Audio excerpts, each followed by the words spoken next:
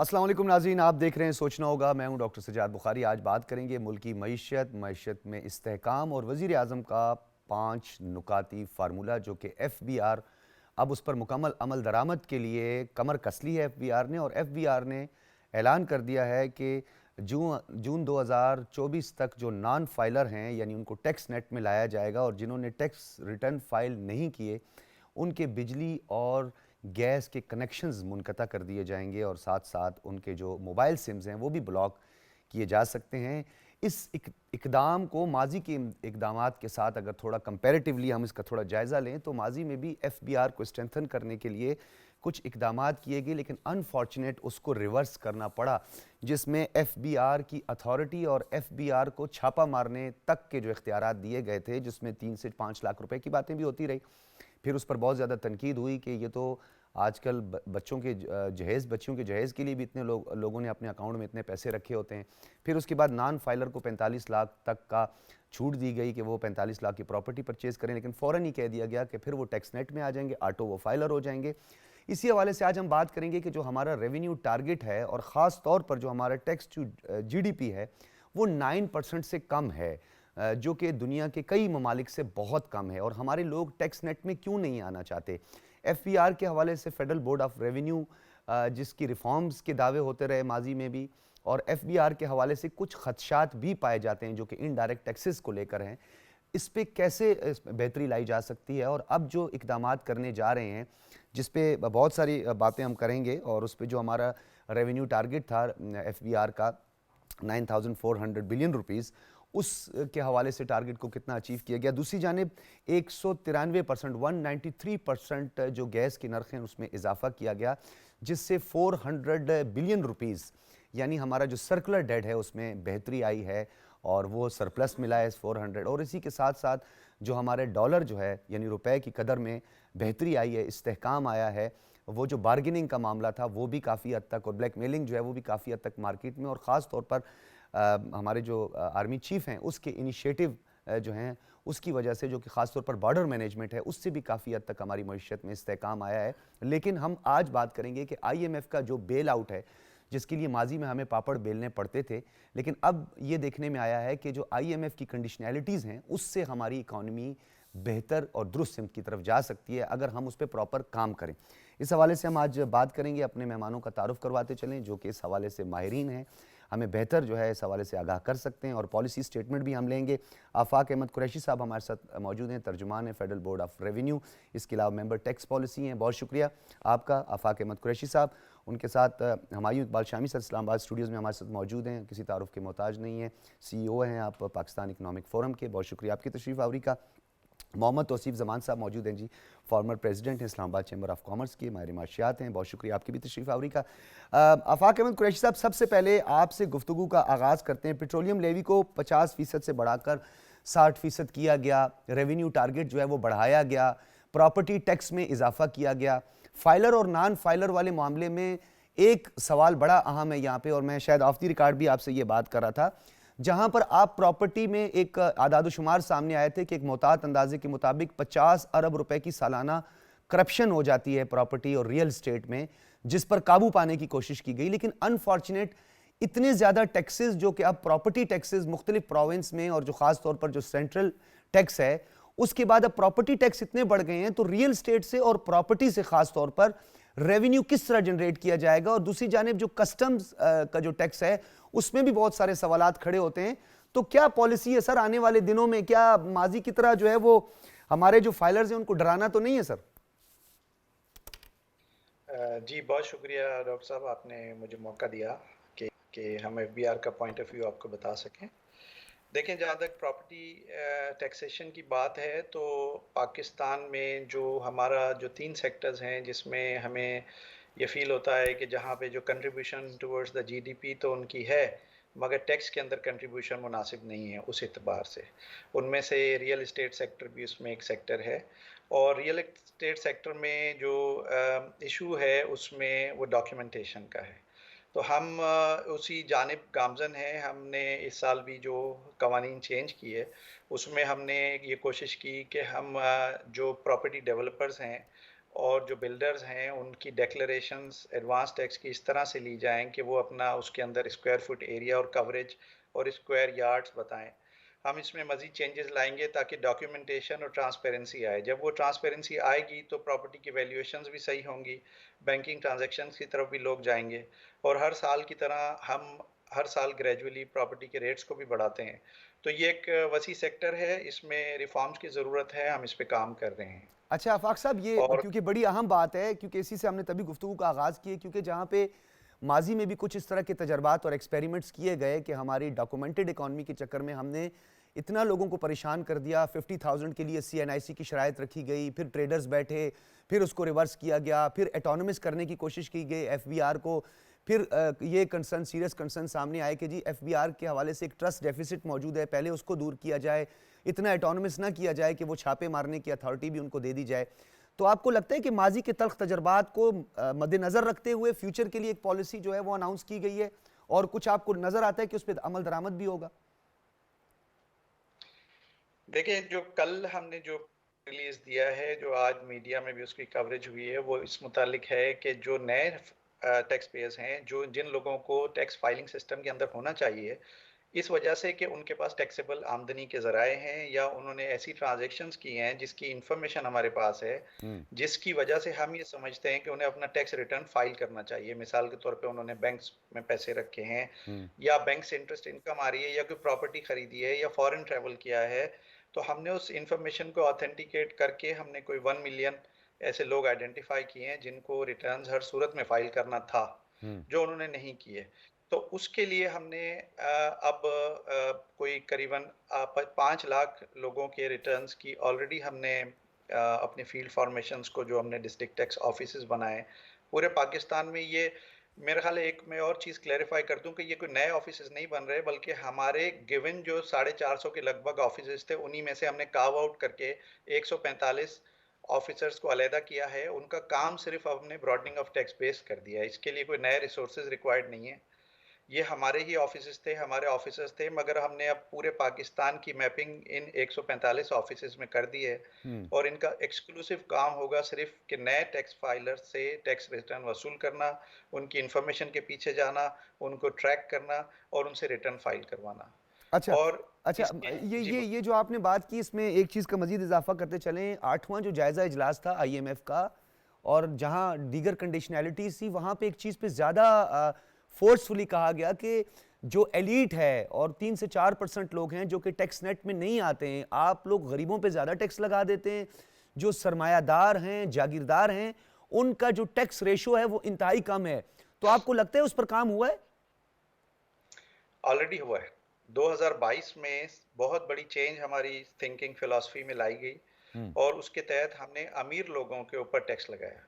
उसकी मैं आपको मिसाल दूं कि जिन लोगों की बैरून मुल्क मूवेबल और इमूवेबल प्रॉपर्टी है, मतलब मनकुला और गैर मनकुला जायदाद पाकिस्तान से बाहर है, उन सब को अब उस प्रॉपर्टी के ऊपर 1% डॉलर वैल्यू को 30 जून के रेट पे कन्वर्ट करके टैक्स देना पड़ता है। इससे पहले नहीं था। तो ये वो लोग हैं जो साहिब इस्तेताअत हैं, जिनके पास बैरून मुल्क जायदादें हैं। उसके अलावा हमने जो बड़ी गाड़ियां हैं इस साल, उस पे हमने उसका एडवांस टैक्स बहुत बढ़ा दिया। जी। उसके अलावा सुपर टैक्स लगा दिया गया, जिनकी 15 करोड़ से ऊपर की सालाना आमदनी, उन पर सुपर टैक्स लगा दिया गया। उसके अलावा जो इजाफी जिनके पास रियल एस्टेट प्रॉपर्टीज हैं, जो अपनी ज़रूरत से ज़्यादा जिन्होंने फिर सिर्फ इन्वेस्टमेंट पर्पस के लिए रखी हैं, उनके ऊपर 7E का टैक्स लगाया गया। तो ये वो सारे टैक्स हैं जिसकी अच्छा, वजह ये से जो हमारा 7E के डायरेक्ट हवाले से आपने बात की है, सर आपको नहीं लगता कि ये भी थोड़ा सा रियल स्टेट में एक इस तरह की पॉलिसी है जिससे डेफिनेटली जो खरीदार है, जो ख़ास तौर पर जो इस वक्त फ़रोख्त करता है, उसके लिए बहुत ज़्यादा प्रॉब्लम है। एक तो वो फाइलर भी है, फिर उसको 7E के चक्कर लगाने भी पड़ते हैं। तो ये थोड़ा सा कॉम्प्लिकेटेड मामला है, क्योंकि जो ट्रस्ट के हवाले से, जो ट्रस्ट डेफिसिट है फेडरल बोर्ड ऑफ रेवेन्यू के हवाले से, कि वहाँ पे जाकर आपको 7E यानी एक NOC हासिल करना होता है, तो ये थोड़ा कॉम्प्लिकेटेड नहीं लग रहा आपको? नहीं, देखिए, आपने जो बात की, आपने ये की कि गरीब लोगों पे टैक्स ना लगे। तो हाँ। 7E का जो टैक्स है वो 2.5 करोड़ तक जिसके पास वैल्यू हमारे टेबल के मुताबिक 2.5 करोड़ जिसकी वैल्यू है प्रॉपर्टी एसेट्स की, उस पे तो है ही नहीं 7E। तो जिस आदमी के पास आज के दौर में 2.5 करोड़ रुपए से ज़्यादा की इमूवेबल प्रॉपर्टी है, तो वो मेरा ख्याल है उसको गरीब कैटेगरी में नहीं लेना चाहिए। दूसरी बात यह है कि जो 7E की एग्जेम्पशन सर्टिफिकेट की आपने बात की, वो अब ऑनलाइन है, उसके लिए आपको कमिश्नर के पास नहीं जाना है, आप खुद ही अपने आईआरएस अकाउंट से सर्टिफिकेट जनरेट कर सकते हैं। तो हम्म। इट इज़ अ कॉन्टेक्टलेस हाँ, ये ठीक है। प्रोसीजर, तो जरूरत नहीं है अच्छा, जाने वन विंडो के हवाले से क्या सूरत हाल है सर? वन विंडो पर तो हमारे जो ताजिर बिरादरी है वो हमेशा परेशान रहती है कि वन विंडो ऑपरेशन जो है वो वक्त की अहम ज़रूरत है। पूरी दुनिया जो कि अब डिजिटलाइज्ड हो चुकी है, डॉक्यूमेंटेड है हर चीज़ और सेंट्रलाइज हो चुकी है, तो फिर हमारा जो वन विंडो ऑपरेशन है और ख़ासतौर पर एफबीआर को लेकर वो कितना मौसर है? देखिए, एफबीआर के वन विंडो को यूं आप समझें कि जो एक इंडिविजुअल है, जैसे कि आप और मैं हैं, हम तो अपने मोबाइल फ़ोन के ज़रिए अपने सारे मामलात हल कर सकते हैं एफबीआर के ऐप के ज़रिए। लिहाजा हम अपना रिटर्न भी फाइल कर सकते हैं, अपना टैक्स भी जमा करा सकते हैं और अपने आईआरएस अकाउंट में जाके अपने सारे मामलात कर सकते हैं। तो एफबीआर की जितनी सर्विसेज हैं करीबन वो सारी इंडिविजुअल की हद तक सारी वो कंप्यूटराइज्ड हो चुकी हैं, डिजिटाइज हो चुकी हैं। तो उस हवाले से तो ये मतलब काफ़ी सहूलत है। और आप वन विंडो यानी कोई नया बिजनेस शुरू करना है तो देखें, उसके लिए भी आप नेशनल टैक्स नंबर भी इसी तरह से ले सकते हैं कंप्यूटर से, आप सेल्स टैक्स नंबर उसी तरह से ले सकते हैं। तो मेरा ख्याल है काफ़ी हद तक हमने इसको फैसिलिटेट तो कर दिया है। ठीक है, ठीक है, मैं दोबारा आपकी तरफ आता हूँ। शामी साहब, आपने गुफ्तगू सुनी, आफाक साहब ने अपनी पॉलिसी स्टेटमेंट भी दी कि हमारा ये टारगेट है, हम ये अचीव करना चाहते हैं। बहुत सारे लोग जो है वो इस वक्त टैक्स रिटर्न फाइल नहीं करते। उसमें अभी हमारी मंडियां हैं, सब्जी मंडियां हैं, फ्रूट मंडियां हैं, करोड़ों रुपए का बिजनेस हो रहा है, अरबों रुपए का बिजनेस हो रहा है। इवन कि रियल स्टेट में भी ये सारा कुछ करप्शन भी सामने आई है। आपको लगता है कि एफबीआर ने अब कमर कस ली है? विल तो बाद में देखी जाएगी, लेकिन जो पॉलिसीज़ हैं, आपको लगता है कि वो जो एक एतमाद का फुकदान था वो भी दूर होगा? बहुत शुक्रिया आपका। ठीक कर रहे हैं आप, कोशिश करनी चाहिए डॉक्यूमेंटेशन की। अब मसला यहाँ पर कुछ पाकिस्तान के अपने मारूजी हालात है। जी। आपको पता है एजुकेशन कैसी है, हमारा ओवरऑल सिस्टम कैसा है, लोगों का दयानत का लेवल क्या है। तो उसमें ये हम जितना ज़्यादा कॉम्प्लिकेशन क्रिएट करेंगे ना, उतना हमारे लिए शायद उसको संभालना मुश्किल हो जाए। मसलन इसमें एफबीआर की कैपेसिटी का भी है कि आप, हाँ, इश्यूज हैं, बिल्कुल मतलब हैं। आप 25 लाख आप फाइलर्स ले रहे हैं, अब आपके पास अगर 2 करोड़ फाइलर आ जाएंगे तो उनको आप कैसे हैंडल करेंगे, कैसे आप उनकी वो लेकिन देखेंगे, क्योंकि 145 अक्सर का डिस्ट्रिक्ट में जो है टैक्स ऑफिसेज कायम कर दिए गए हैं, 17 ग्रेड के ऑफिसर नहीं, होंगे वहाँ वो पर। ये ठीक है, लेकिन उन्होंने कहा कि अभी हमारे पास उन्हीं लोगों से लेंगे, इसका मतलब है कहीं और से उठाएंगे, वहाँ कैपेसिटी कम होगी। लेकिन ओवरऑल मैं नहीं सर, ये असल में अपने जिस चीज़ ऑफिसर का हैं, लैंड रेवेन्यू के। नहीं, इनलैंड रेवेन्यू से ही लेंगे ना, जी वो जी। किसी और दफ्तर से उठाएंगे वहाँ, इसका मतलब है वहाँ या तो वो वहाँ पे फालतू थे या ये कहें कि वहाँ पर उनके लिए यानी फिर आप कहते हैं कैपेसिटी बिल्डिंग पहले। कैपेसिटी बिल्डिंग वो बड़ा इंपॉर्टेंट है। और दूसरी बात यह है कि पाकिस्तान में 2-3 चीज़ों को टैक्स लगाते वक्त आपको बड़ा गौर देखना पड़ेगा। वो एक चीज़ ये है कि आप टैक्स को इस तरीके से लगाएं, 2-3 चीज़ें ज़रूर रखें कि ओवरऑल आपका क्वांटम बढ़े, मतलब क्वांटम आपका बढ़े। ये हो कि हर साल आपका 25-30% आपकी रेवेन्यू इंक्रीज हो रही है, चाहे वो आपको फाइलर से आ रही है या नॉन फाइलर से You आ are रही right. है, या यही वो, सवाल भी था मेरा आफाक साहब अच्छा, से तो भी। वो या कहीं से भी आ रही है। पाकिस्तान को तो पैसे चाहिए। अब ऐसा भी होता है कि वो एक शख्स जो है वो फाइलर बन के, वो थोड़े से पैसे जमा करा के फाइलर बन के वो ठीक ठाक हो जाता है, जबकि अगर एक आदमी नॉन फाइलर है तो वो उसका बैंक रेट जो है वो 30% उसके ऊपर वो लेता है, वो टैक्स चार्ज करते हैं। बिल्कुल। प्लस उसकी अगर वो प्रॉपर्टी लेता है तो उसमें वो डबल है, कोई गाड़ी लेता है डबल, तो वो मेरा मतलब है वो बाज़ उससे भी कहीं ज़्यादा वो शायद दे रहा होता है। हाँ। कि वो नॉन फाइलर हो Indirect गया, taxes वगैरह डायरेक्ट, और वो बचता क्यों है? बचता इसलिए है कि जब वो इसमें कागजात बहुत हैं, मैं खुद भी देखता हूँ, तो भरना एक बहुत बड़ा कॉम्प्लिकेटेड काम है। मतलब मुझे बाकायदा, और ख़ास तौर पर जब से ये इलेक्ट्रॉनिक उन्होंने वो डिजिटलाइज किया है इसको, वो पहले तो वो था आप अच्छा, ये जो सैलरी स्लैबिंग वगैरह, ये स्लैब वगैरह, ये अलहदा मैटर है। नहीं, सैलरी स्लैब से क्या मराद? मतलब वो जो पूरे साल में जो डिडक्शन ऑलरेडी हो नहीं, रही वो तो है, वो फिर तो फाइलर और नॉन फाइलर में वो उसमें तो वो एक अलग चीज़ है। वो तो एक वैसे इन एंटिसिपेशन एक किस्म की आपकी पहले काट ली जाती, ताकि वो ये ना हो कि आपको ईयर के एंड के अंदर बिल्कुल ही आपको वो आपके जितने पैसे मैं कहाँ से दूँ, तो हर साल आपको वो 10-15% या उस स्लैब के मुताबिक वो गवर्नमेंट काट लेती है, AGPR रख लेता है, वो रख के आपको पे करता है, वो एक अलग मैटर है।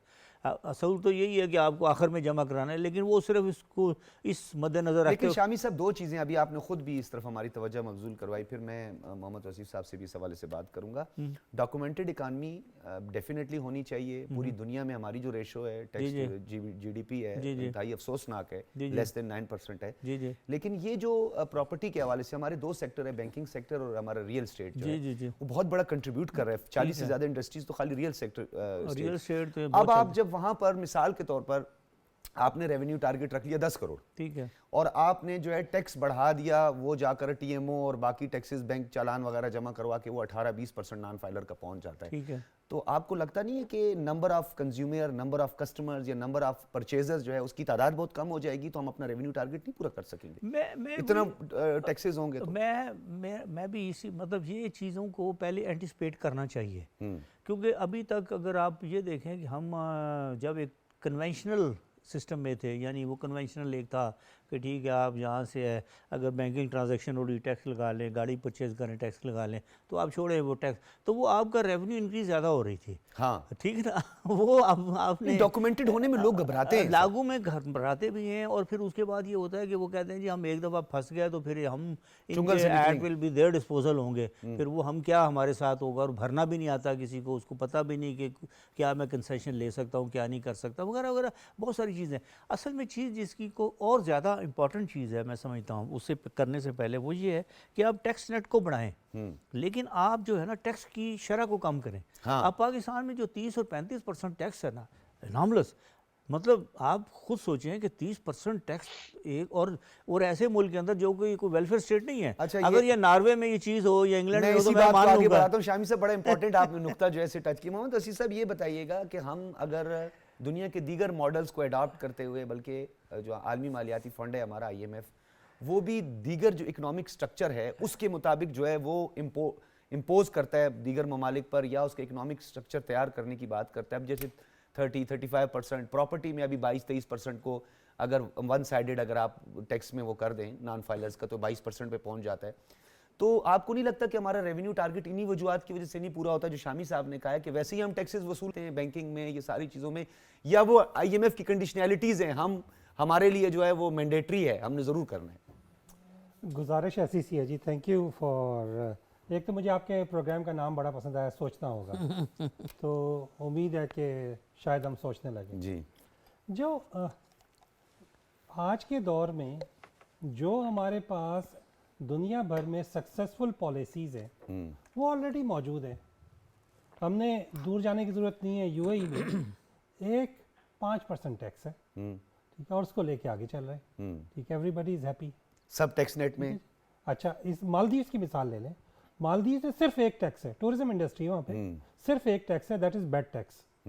बेट पे जो टैक्स है that runs the whole economy. अच्छा, अब सिर्फ आप अपना इंपोर्ट बिल उठा के देख लें, अपना आप जो बिजली का बिल उठा के देख लें, ठीक है, उसमें आप पढ़ते हुए परेशान हो जाते हैं कि इसमें क्या क्या कोई कौन कौन से टैक्सेस हैं। ठीक है, अच्छा, इसी तरह जब आप बहुत पुरानी बात नहीं है, हमारे पास अपने प्रीवियस एक्सपीरियंसेस से सीख लें। मुशर्रफ दौर में बड़े इंटरेस्टिंग सा एक वाक़या हुआ, जो उन्होंने कहा जी हमने टैक्सेशन लगा दी है, बिजनेस कम्युनिटी ने कहा कि हम जो है सिंगल टैक्स सेल्फ असेसमेंट पे जाएंगे, हम खुद टैक्स जमा करा देंगे, ठीक है, उस पर जो है एहतजाज हो गया, नहीं उन्होंने कहा।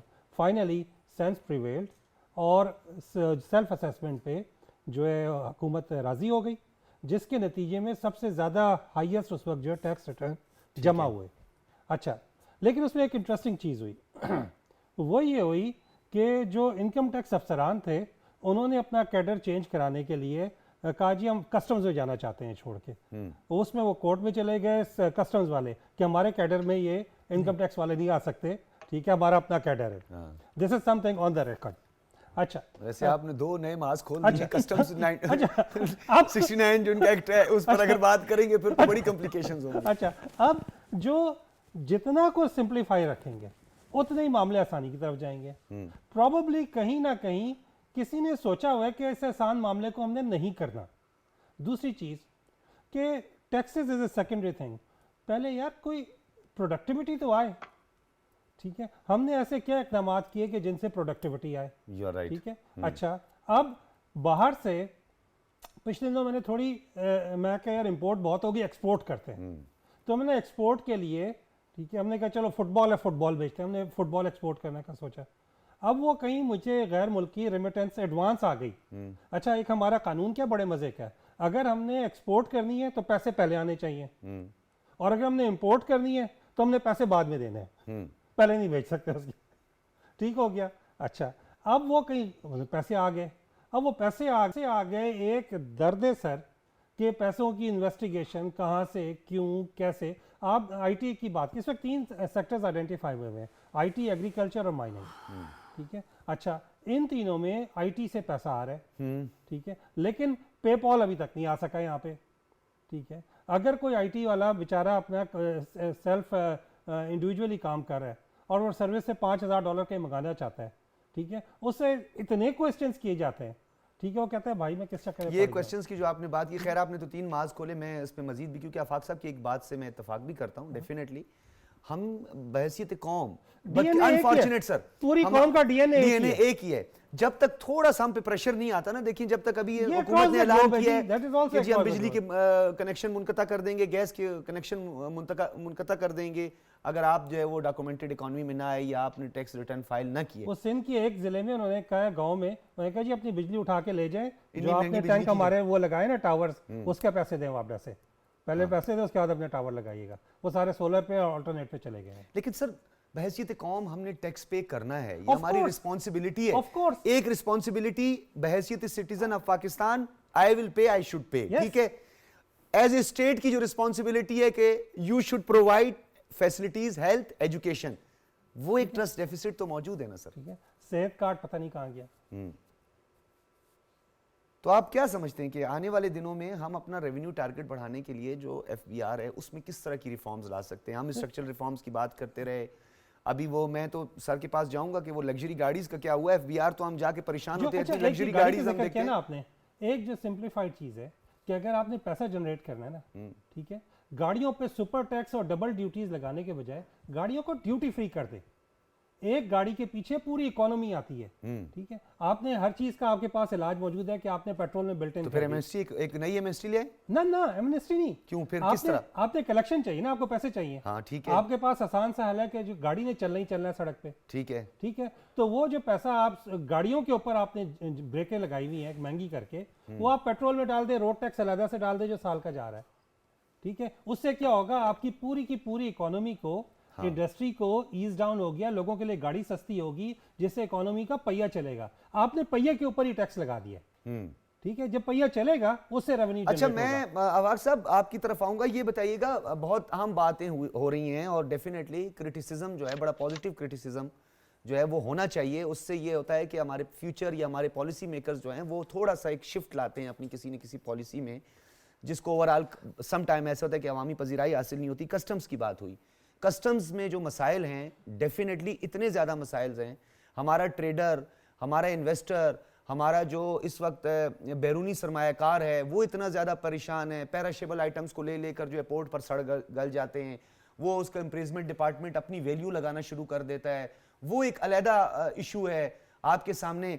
फिर जो है बैंकिंग जो सेक्टर है जिसका आपने कहा वो भी बड़ा कंट्रीब्यूट करा है, फिर हमारा कमर्शियल बैंकिंग, वो परफॉर्मे बड़े बड़े जी पैसे कितों आए ने तो कोलों, पूरा परफॉर्मा आप उनसे फिल करवाते हैं, वो फिर जाके जो है उधर डॉलर परचेज करना शुरू कर देते हैं, गोल्ड खरीदना शुरू कर देते हैं, वो बैंक की तरफ रुजू नहीं करते। तो आपको नहीं लगता है कि ये तमाम चीजें ऐसी हैं जिस पर एक दफा असर नौ जायजा लेने की जरूरत है? देखें, इसमें आपने जो चीज़ें 3-4 बातें बताई हैं, इसमें से सारी एफबीआर से रिलेटेड नहीं है।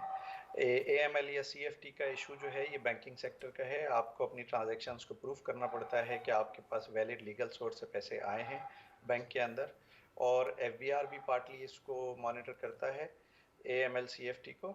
और बाकी कस्टम्स की तो बहुत फैसिलिटेशन हो गई है, और अगर इसमें कोई ऐसा इशू होता है तो जो ग्राउंड में हमारे अफसरान हैं वो उसको मौके पे उसको हल करने की कोशिश भी करते हैं। मगर बहरहाल आपका ये इम्प्रेशन है, मगर अब तो वन विंडो आने के बाद, पाकिस्तान सिंगल विंडो आने के बाद तो ये बहुत मसाइल सिंप्लीफाई हो गए।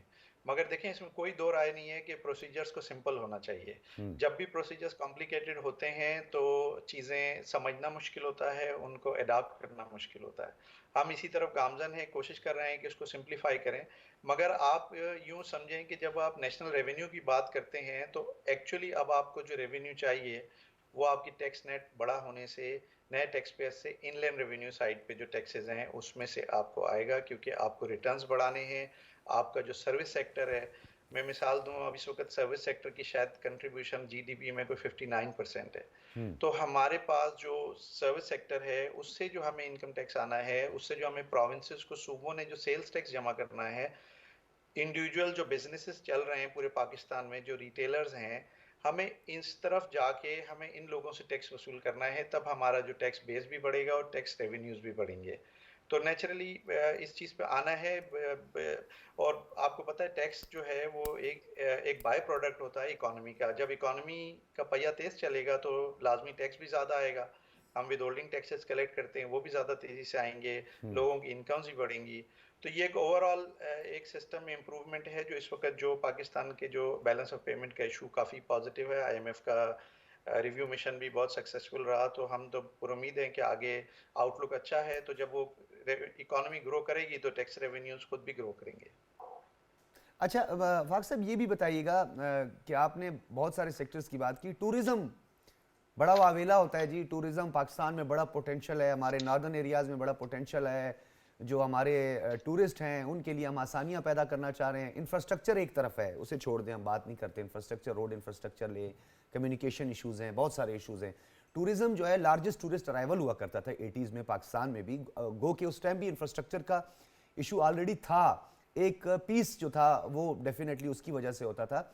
लेकिन क्या पूरी दुनिया में जो मॉडल है, अब साउथ ईस्ट एशियन कंट्रीज़ को देख लें, जनूबी एशिया में देख लें, इवन के सेंट्रल यूरोप में भी बहुत सारे ममालिक हैं जो जहाँ लार्जेस्ट टूरिस्ट अराइवल होता है और वो डिपेंड करते हैं इस चीज़ पे बहुत ज़्यादा।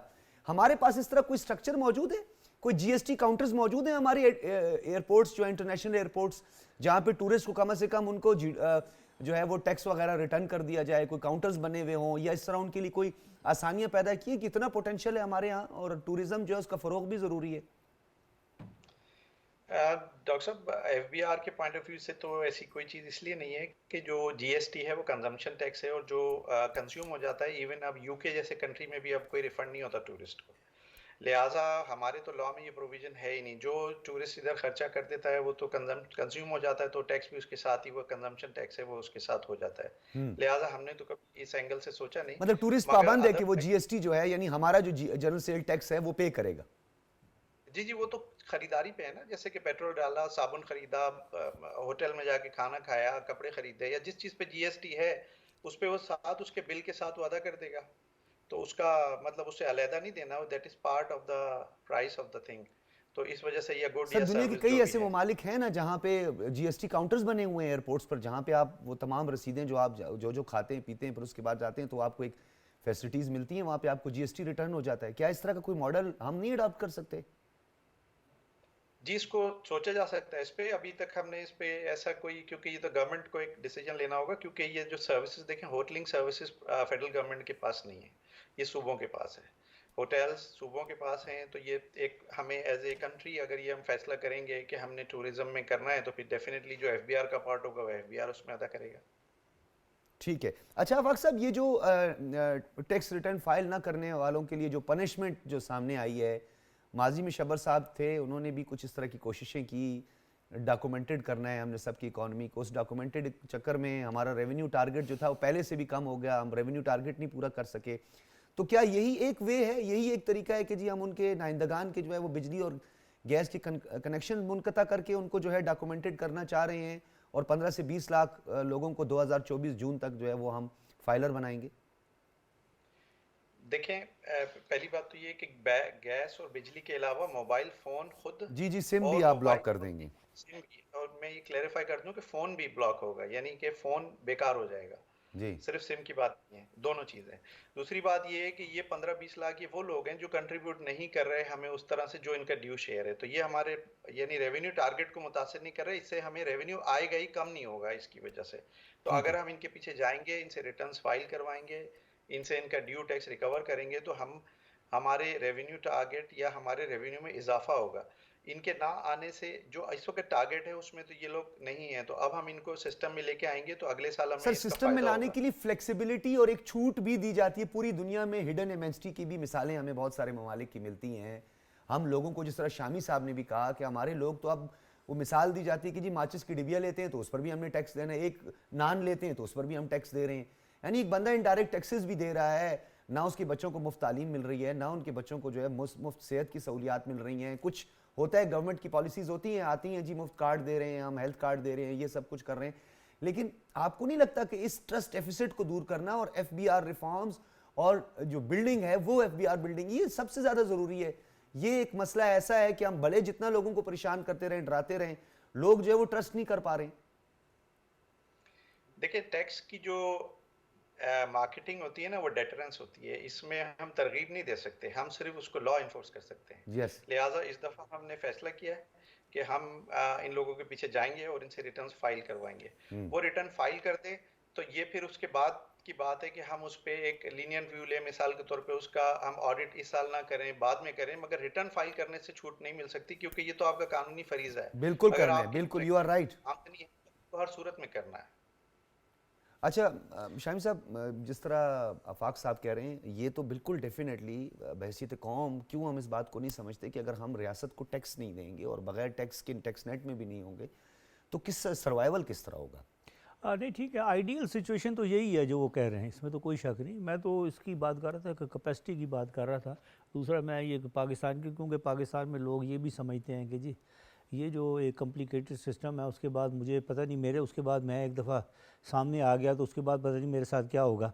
अभी मैं एक दो चीज़ें, मैं क्योंकि मेंबर साहब मौजूद हैं आफाक साहब, तो मैं आपकी तो असल से ये बात करना चाहूँगा एक और भी, कि अभी आपके मुल्क के अंदर देखना ये है कि प्रोडक्टिविटी ज़्यादा हो। टैक्सेस का ये है कि टैक्सेस से ये प्रोडक्टिविटी रुके ना, क्योंकि जब आप साइकिल को रोक देते हैं ना प्राइवेट, तो वो आप अगर 10 रुपये से आप में भी चार्ज आप कमा लेते हो, लेकिन 50 रुपये आपका नुकसान हो जाता है क्योंकि साइकिल रुक जाता है। अब मसलन इस्लामाबाद में मुझे ये मालूम है कि इस्लामाबाद में पिछले दिनों उन्होंने वो रेवेन्यू के बहुत ज़्यादा वो रेट बढ़ा दिए और एफबीआर ने भी बढ़ाया और कुछ और टैक्सी वगैरह बढ़ गए, कुछ 7E का भी लग गया। अब उससे बजाय कि वो रेट बढ़ने से उनकी प्रॉफिट ज़्यादा होता है, वो आधा भी नहीं रहा। वो इसलिए प्रॉफिट से मुराद है कि इनकम आधी भी नहीं रही, इसलिए कि वो तकरीबन ख़त्म हो गई। टारगेट अचीव नहीं हो पाता है। टारगेट क्या, सेल परचेज ख़त्म हो गई। अगर आप इस्लामाबाद रेवेन्यू में जाके पता करें ना, जो लोकल, यानी जो लोकल हो रही है, ये जो डीसी ऑफिस में या अच्छा, मैं एक तो बात ज़रूर करना चाहूँगा, एक दो बातें करना चाहता हूँ जो हमारे सामने नज़र आती हैं। अभी पाकिस्तान के अंदर बात यह है कि ये जो रुपया है ना, अभी पाकिस्तान बिजनेस काउंसिल ने ये स्टडी किया है कि आपका 9 ट्रिलियन रुपया जो है बैंकिंग सेक्टर से बाहर है। 9 ट्रिलियन बहुत बड़ी रकम है। 9 ट्रिलियन यानी हमारा पूरा टैक्स का जितना इस साल का टारगेट है तकरीबन उतना, उससे भी उसके बराबर। ये सवाल मैंने किया फाक साहब से। नहीं, वो ट्रिलियन बिजनेस, अभी बिजनेस उससे बाहर है, बैंकिंग सेक्टर से बाहर है, यानी लोगों ने घरों में रखा हुआ है। अच्छा, वो होता ये है कि पाकिस्तान में जो लोगों के पास सेविंग्स होती हैं ना, वो सेविंग्स को 2-3 जगह इस्तेमाल होती हैं जो आम लोग करते हैं। एक तो बिजनेसमैन है जो बड़े बड़े हैं, वो बैंकों से कर्जे लेते हैं, बिजनेस करते हैं, अपना वो इंडस्ट्री लगाते हैं वगैरह वगैरह। लेकिन आम आदमी, ये आम आदमी जो है ना, उसके पास 2-3 चीज़ें होती हैं। या तो वो रियल स्टेट में किसी जगह, रियल स्टेट में भी काफ़ी हालात इतने अच्छे, और रियल स्टेट भी एक डेड इन्वेस्टमेंट है देखा जाए। मुल्क को तो फ़ायदा नहीं ना, कि फ़ाइलें बिक रही हैं, एक हाथ से दूसरे हाथ जा रही हैं, तीसरे जा रही हैं, थोड़ा बहुत टैक्स तो मिल जाता है, लेकिन इससे मुल्क की कोई प्रोडक्टिविटी तो नहीं होती ना। अच्छा, लेकिन उसके साथ तो या फिर वो जिस तरह डॉलर परचेजिंग शुरू हो गई, गोल्ड परचेजिंग शुरू हो गई, वो उससे भी ज़्यादा खतरनाक है। आपकी पूरी आपका पूरी इकानमी हिल गई जब आपने 100 रुपये से अपना डॉलर जो 300 रुपये पे ले गए। जो आप सर्कुलर डेट की बात कर रहे थे, ये सारे ये सर्कुलर डेट वगैरह, ये सारा आपका डिवैल्यूएशन से क्रिएट हुआ, क्योंकि आपका वो महंगा हो गया, तो वो तो आपने पूरा स्ट्रक्चर ही हिला दिया। अच्छा, इधर बैंक में रखवाते हैं तो बैंक में आपका वो जो है वो जिस तरह उन्होंने रखा है कि फिक्स में लोग करवा देते थे, अब आप 15% तो आप काटते हैं, लेकिन उसमें भी ज़्यादा है बाज़ का, तो उससे भी। तो मेरी ये रिक्वेस्ट होगी कि लोगों को तरगीब दी जाए कि बैंक में, क्योंकि अगर बैंक में रखेंगे ना तो बैंक अपने पास नहीं रखता, वो आगे वो इन्वेस्टर्स को देगा, वो उससे मुल्क की मार्केट चलेगा, मार्केट में पैसा चलेगा और वो इंडस्ट्री में लगेगा। तो उसके रेट्स को जो है ना, इनकी जो आप जो बैंकिंग के जो प्रॉफिट्स के रेट्स हैं उनको बहुत कम करें, बड़े मिनिमाइज करें, इनकरेज करें लोगों को। मैं चाहता हूं ये इससे आपको ओवरऑल बहुत ज्यादा आपको फायदा होगा। ठीक है शामी साहब, मैं कंक्लूड करना चाह रहा हूं। तो आसिफ साहब, ये बताइएगा वन लाइनर कि हम किस तरह ये तरगीब दे सकते हैं, किस तरह ये अवेयरनेस लोगों को दे सकते हैं कि जी आप टैक्स नेट में आएँ बहैसियत एक शहरी, ये आपका फ़रीज़ा है कि आप फाइलर हों, आपका पता हो कि आपकी कितनी प्रॉपर्टी, आपके एसेट्स कितने हैं, और ये सब through out across the board, ये ना हो कि वो जिसको हम थर्ड फोर्थ कैटेगरी कहते हैं वहाँ पे हो। अच्छा पहली चीज़ ये कि जो अवाम जो है वो टैक्स देते हैं और देने पे कोई एतराज़ नहीं, और हुकूमत के पास वो सारे तरीक़े मौजूद हैं जिनसे कलेक्शन हो सके। मतलब हम देखते हैं कि हम सेल्स टैक्स देते हैं, हर चीज़ पे देते हैं, वो हर कोई दे रहा है, किसी को कोई एतराज़ नहीं, उसके जा रहा है, कैपेसिटी है वो जा रहा है। एतराज़ कहाँ पे होता है? ठीक है कि जब आप वो आदमी जो बिज़नेस कर रहा है उसे आप तंग करें, ठीक है, इरिटेट करें, वो अपने बिजनेस छोड़ के टैक्सेस के मामलात को देखता रहे दिन भर, वहाँ पे तंग पड़ता है वो। हाँ। वो कहते हैं इस काम ही को छोड़ो, ठीक है, वो जो है ना किसी को हायर करो, वो इसे मैनेज कर लेगा। अच्छा, अब मतलब एक बहुत छोटी सी एग्जांपल है, हमारी जो आईटी एक्सपोर्ट्स है, ठीक है, और जो हमारा हार्डवेयर इंपोर्ट है, ये दुबई में सेटल हो रहा है। हाँ, क्यों? इसलिए कि हम नहीं चाहते कि पाकिस्तान में पैसा है। नहीं, हम तो रेमिटेंसेस की बात करते हैं, रेमिटेंसेस आ रहा नहीं जा रहे हैं। ठीक है, अच्छा वो ये सारे छोटे छोटे इरिटेंट्स है ना, जी, जी, जो साहब ने बिल्कुल दुरुस्त फरमाया, ठीक है, कि वो इनका नहीं किसी और डिपार्टमेंट का काम है। हाँ, ठीक है, अब जब हम एफबीआई, जब हम कस्टम से जाते हैं, वो बैंक से कनेक्टेड है, तो एवरीथिंग इज कनेक्टेड। ठीक है, अगर हमें कोई ज्यादा दुश्वारी हो रही है, दुबई का सिंपल मॉडल उठाएं, उसे रेप्लिकेट कर दें, ठीक है। वो पूरे के पूरी सर, हमारा पॉलिसीज जितना बनी है। सबसे ज्यादा रेवेन्यू जनरेट कर रहा है कस्टम सिस्टम, हम देख रहे हैं कस्टम ड्यूटी की मद में, वहां पर आप ट्रिब्यूनल्स बने हुए हैं, वो बंद पड़े हैं, किसी में मेंबर नहीं बैठा हुआ, एपिलेट ट्रिब्यूनल जिनको हम E-governance कहते का हैं दौर वो आ गया, नहीं ठीक है, है। इम्प्रेजमेंट डिपार्टमेंट की शिकायत लोगों के पास ज्यादा है, वो अपनी मर्जी से वैल्यू लगा लेते हैं, लोग हम टैक्स। कुछ भी नहीं कर सकते उसमें। You are right. हम कहते हैं, ठीक है। सर, ये आपसे गुजारिश भी है आफाक साहब, ये जरा कस्टम्स की तरफ ज्यादा तवज्जो दी जाए। हम आपकी डोमेन की बात कर रहे हैं, हम अब आपको पॉलिसीज को आपने इंप्लीमेंट करना है, यू आर राइट, लेकिन कस्टम्स के हवाले से लोगों की शिकायत बहुत ज़्यादा हैं। कस्टम्स के हवाले से थोड़ा सा उस पर जायज़ा लेने की ज़रूरत है कि जहां हमारा सबसे ज़्यादा रेवेन्यू आता है वो फिर क्यों स्टक पड़ा होता है, अरबों रुपए का रेवेन्यू स्टक होता है, वो शायद पॉलिसीज़ उसकी वजह है। बहुत बहुत शुक्रिया आफाक अहमद कुरैशी साहब, हम खुसूसी तौर पर आपका इसलिए शुक्रिया रहे हैं कि आप तर्जुमान हैं और आपकी पॉलिसी स्टेटमेंट बहुत ज़्यादा ज़रूरी है, आपने हमें वक्त दिया, आपका बहुत बहुत शुक्रिया।